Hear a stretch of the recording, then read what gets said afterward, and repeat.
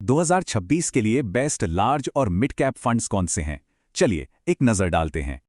आज के मार्केट में स्टेबिलिटी और हाई ग्रोथ दोनों के बीच बैलेंस कैसे बनाया जाए, ये एक बड़ा सवाल है।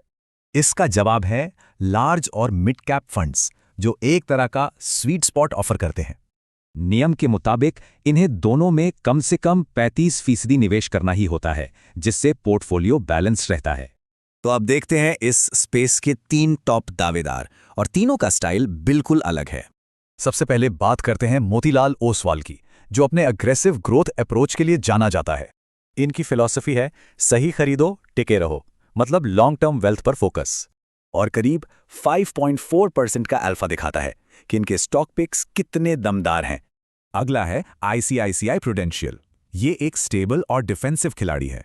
इनका फोकस मार्जिन ऑफ सेफ्टी पर है, ताकि मार्केट के उतार चढ़ाव में भी स्थिरता बनी रहे।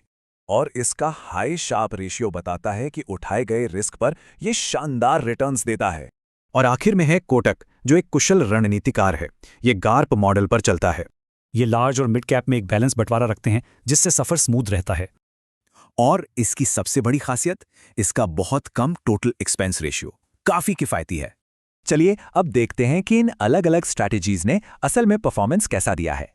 पिछले 3 सालों में मोतीलाल ओसवाल की अग्रेसिव स्ट्रैटेजी ने जबरदस्त रिटर्न्स दिए हैं। लेकिन 5 साल के नजरिए से देखें तो ICICI प्रूडेंशियल की कंसिस्टेंसी उसे थोड़ी बढ़त देती है। तो साफ है, तीनों की स्ट्रैटेजी बिल्कुल अलग है। एक हाई ग्रोथ, दूसरा वैल्यू बेस्ड और तीसरा बैलेंस्ड। और जब खर्च की बात आती है तो कोटक सबसे एफिशिएंट ऑप्शन बनकर उभरता है। तो फिर 2026 के लिए फाइनल फैसला क्या होना चाहिए? चलिए इस फैसले को 3 कैटेगरी में बांटते हैं: यील्ड, स्टेबिलिटी और कॉस्ट। 3 साल की यील्ड में विनर है मोतीलाल, 5 साल की स्टेबिलिटी में ICICI और कॉस्ट एफिशिएंसी में कोटक। तो आखिर में कोई एक बेस्ट फंड नहीं है, बस वो फंड बेस्ट है जो किसी के अपने निवेश लक्ष्यों से मेल खाता हो।